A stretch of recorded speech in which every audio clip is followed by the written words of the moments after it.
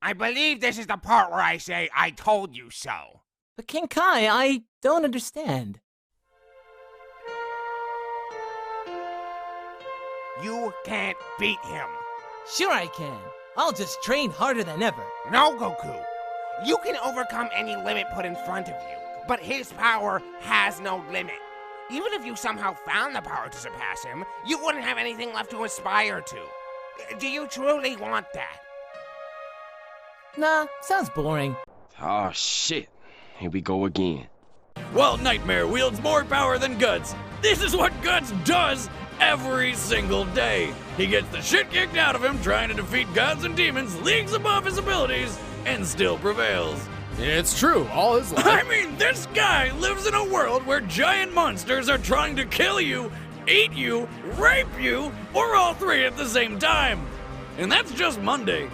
It's true. All his life, Guts has had the odds stacked against him, and yet he's still kicking while everything else is dead. And it's not like Soul Edge was gonna have any luck tempting Guts into picking it up and turning into another nightmare. Not only has Guts dealt with enough demonic shit to know that's a bad idea, he really loves that Dragon Slayer. He's not giving that up for anything.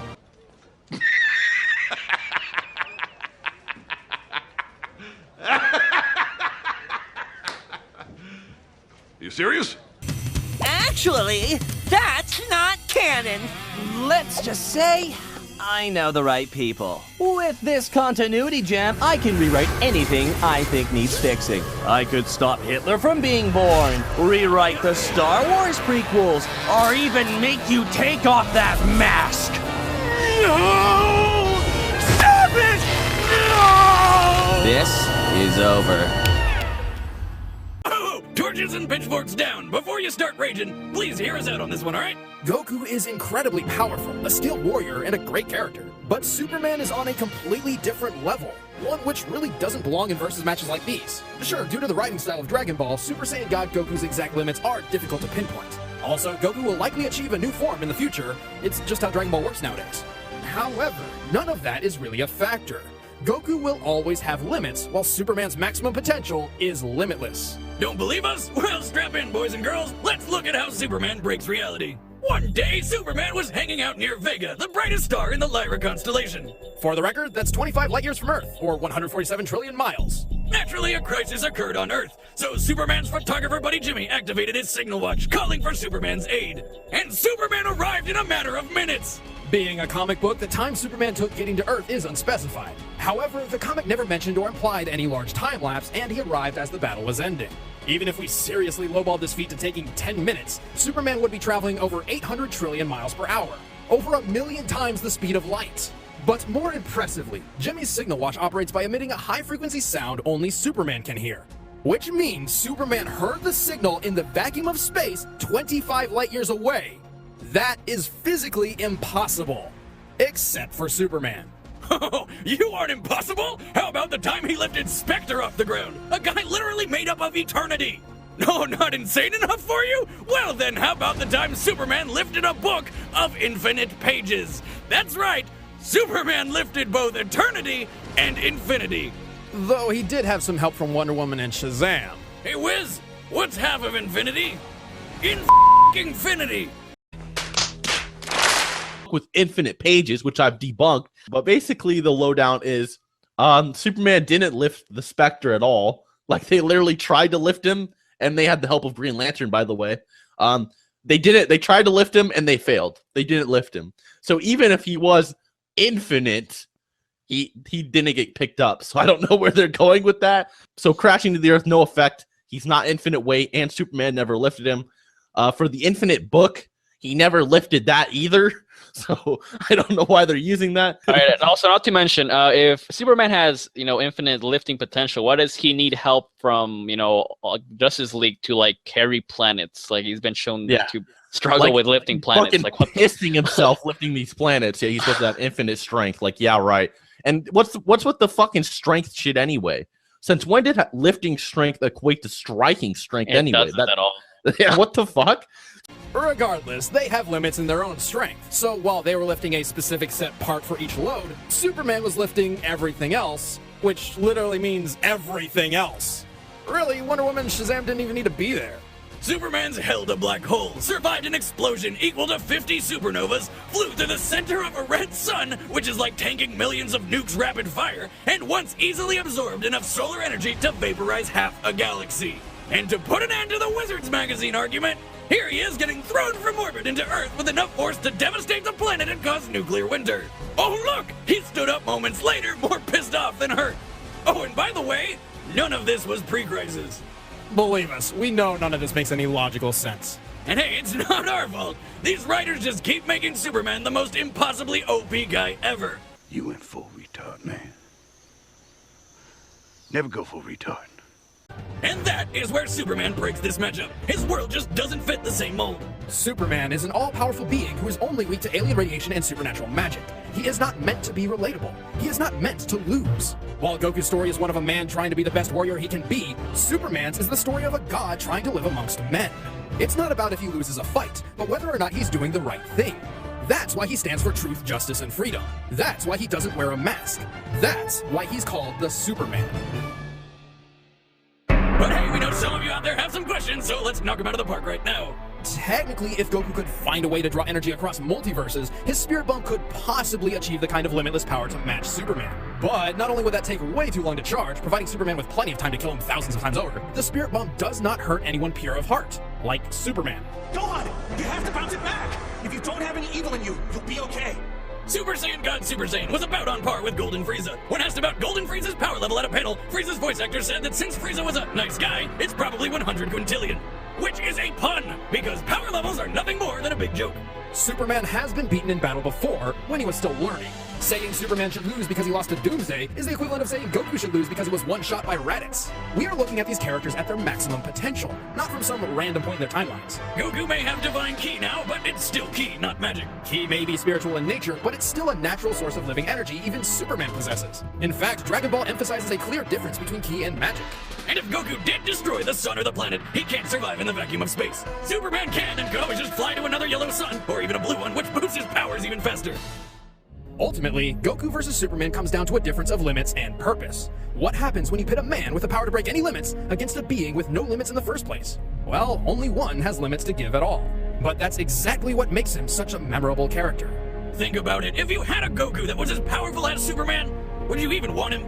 The winner is Superman. Fucking Superman. What you just said is one of the most insanely idiotic things I have ever heard. At no point in your rambling, incoherent response were you even close to anything that could be considered a rational thought. Everyone in this room is now dumber for having listened to it. I award you no points, and may God have mercy on your soul. And was strong enough to overcome Ukiora, who's powerful enough to nuke a city. Las Noches is square in shape and takes 3 days to walk from one corner to a gate in the center of the wall. So it has a total area of 200,000 square miles. That's bigger than California, and destroying it in one go needs over 400,000 megatons of TNT. So, Screw Attack's argument isn't even consistent within itself.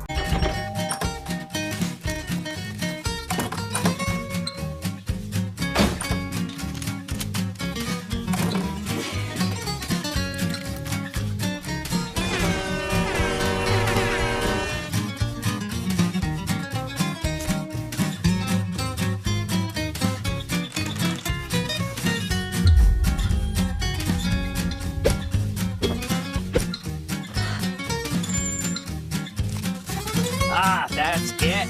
Honey bun, we're good to go. Basically, to start things off, they say that Jotaro punches diamonds. They say Jotaro has 3 million tons of attack potency, and that Kenshiro should destroy Jotaro because Kenshiro tanks 1,000 tons of a building level falling on him.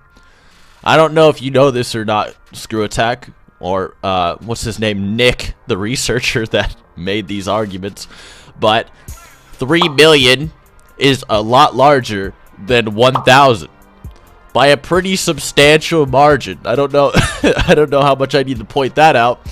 And then they also said 100 punches in a few seconds for Kenshiro. Now, you'll notice throughout the video, they kind of avoided talking about Kenshiro's speed, and they did it for good reason. I'm going to get more of that later, but 100 punches in a few seconds for Kenshiro, and Jotaro is arguably light speed with Star Platinum, and they say he's arguably light speed using Zawordo, even though Zawordo is not what Jotaro used to fight Silver Chariot or Polnareff the first time. So that argument is weird. But basically what you have here is 3 million tons versus 1,000 tons. Arguably light speed versus arguably Mach. Yet the one that's almost thousands of times weaker and millions, possibly billions of times slower, if not far more, wins due to pure combat headcanon. So Screw Attack's argument isn't even consistent within itself. Like, I can understand, like, oh, Seth, you know, not everybody knows about all this scaling, blah, blah, blah, but you should at least be, like, mentally consistent within your own argument. Like, how are you going to tell me 5 is greater than 3? Like, it's just, once you make up your own calcs, I get it, you make up your own calcs, but you should still realize that one number is larger than another, and it needs to explaining, right? That doesn't make any sense, but... Oh, wait, you serious? Let me laugh even harder. Tailed beasts at once, lift a statue weighing several hundred tons. How do you function? Oh, and he's also part Fullbringer, but nobody cares about Fullbringers. And according to the official databook, while in Bankai, Ichigo moves like lightning.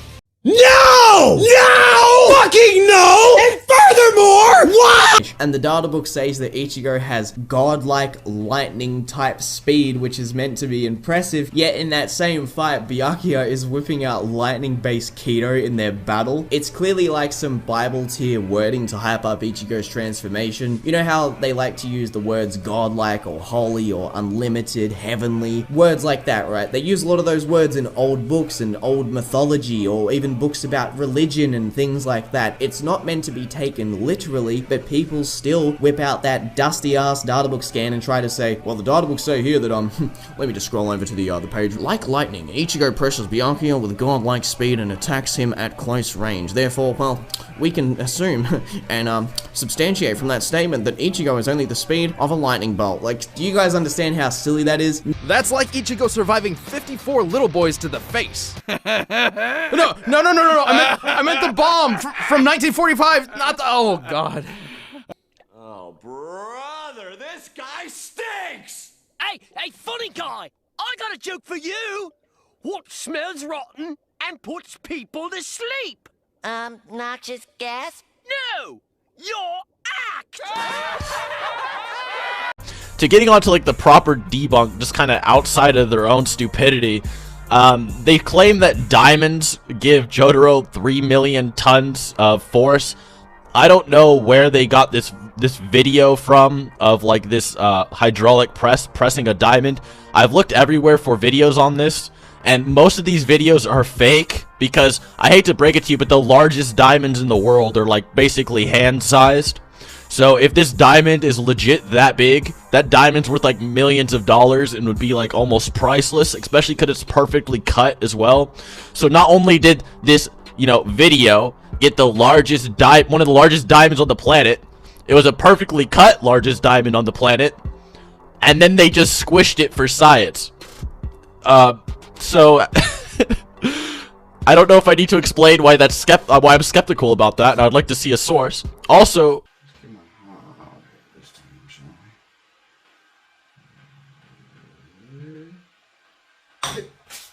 Hey, broke it. but as you can see, this grown old man clearly has millions of tons of attack potency because he's breaking this diamond with a hammer. Diamonds are very scratch resistant, but they are also extremely brittle, so they can be crushed or dismantled relatively easily. I thought that was like middle school knowledge, but... What's that, like Mexican hell? Well, there is a wall. Ha ha! Wow, how original!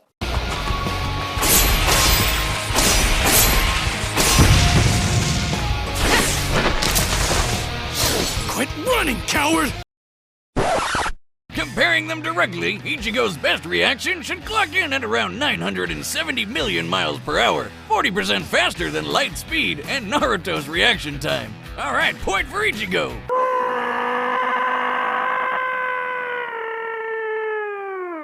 Memory loss! Here's another Resident Evil trope that we must repeat and only half remember.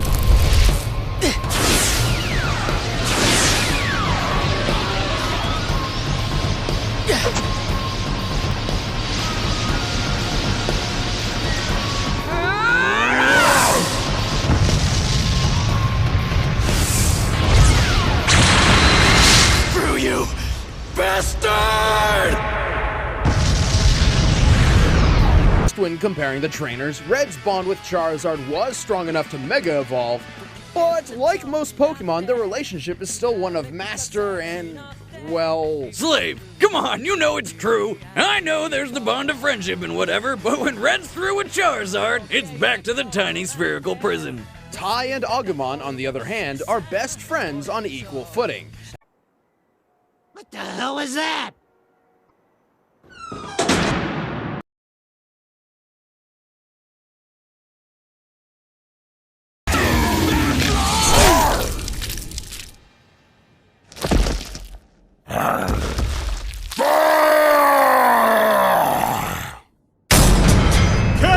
But Wiz, weren't Kaguya and Waka Waka Planet Busters? Don't they scale to him? Nope. Yet again. How many times must you fail? Gotcha.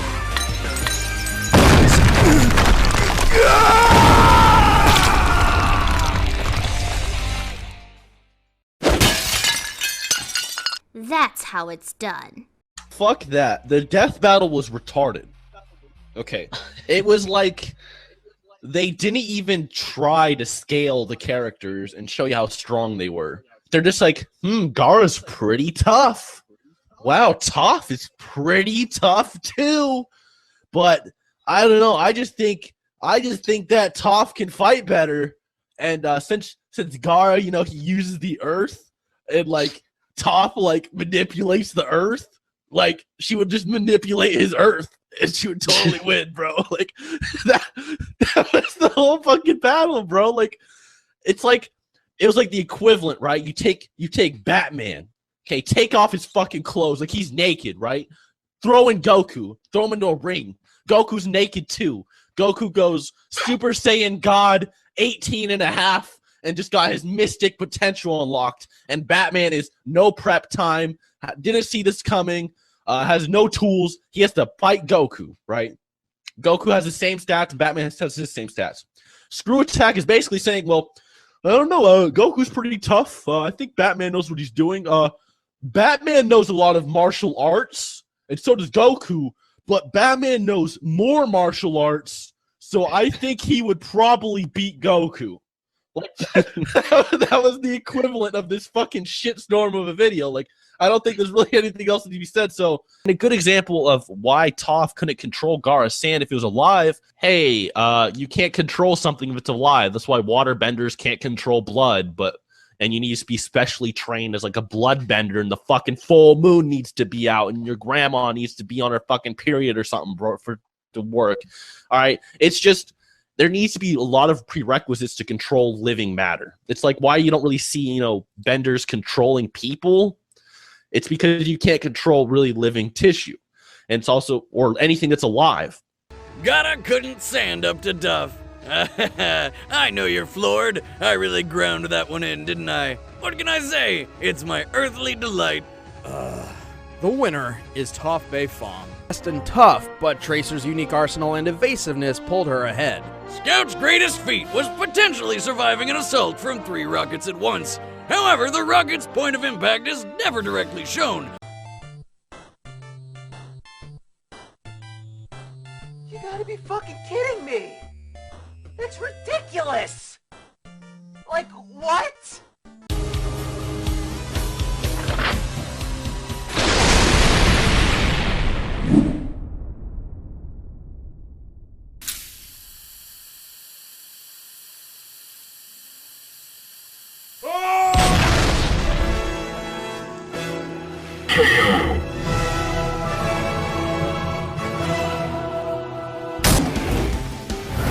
I set this up while you were playing Roadkill. Funny how time travel works. Oh, hey! I can do that too! Let's see if you can keep up with this.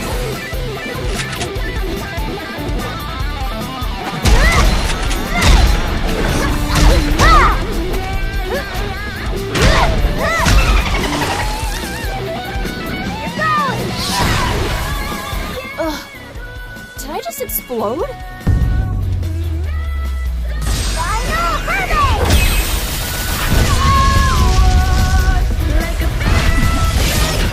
What in the world?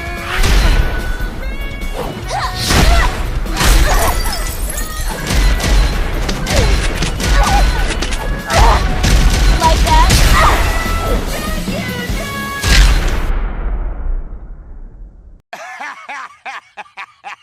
Oh, wait, you serious? Let me laugh even harder.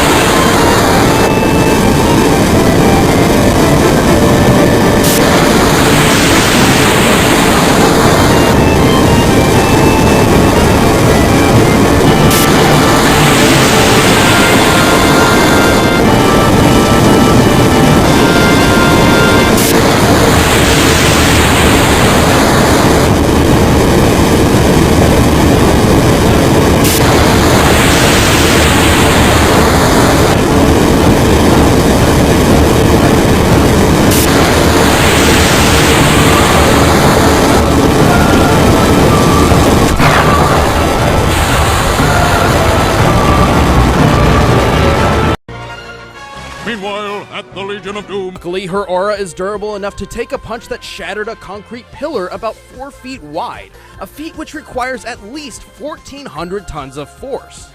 How do you function? Given Lee's years of experience and the power of the 8 gates, he definitely kept Sanji on his toes. But Sanji was no slouch himself, and like Lee, has trained all of his life. Amazing.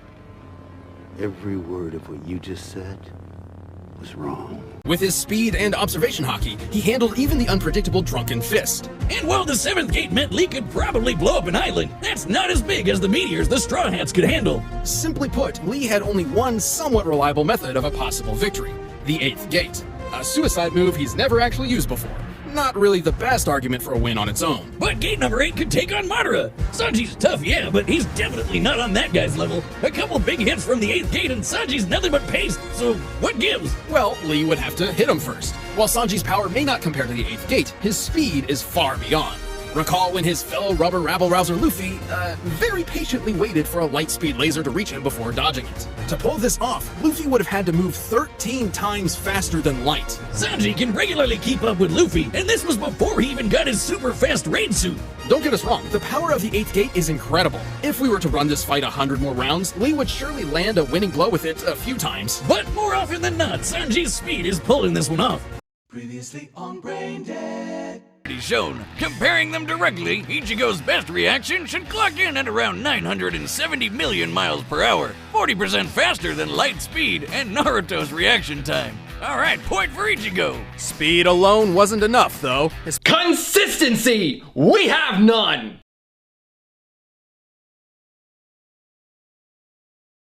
Same with Raiden versus Wolverine. Raiden has a sword, and Wolverine has claws. You couldn't find another character with claws? Or is it that you knew Raiden had the convenient ability to cut through specifically adamantium? What's next? Are you gonna put Wolverine against Magneto? You're not the first doofus to try to take this. It's hero time.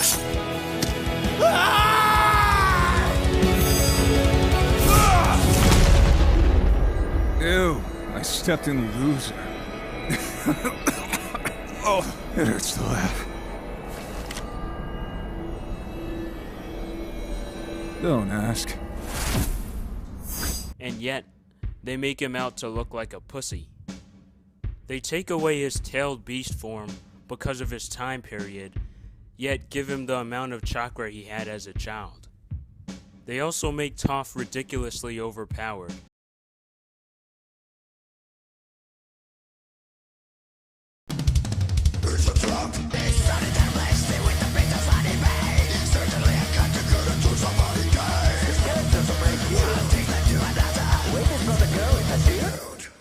No, I'm a trap lover.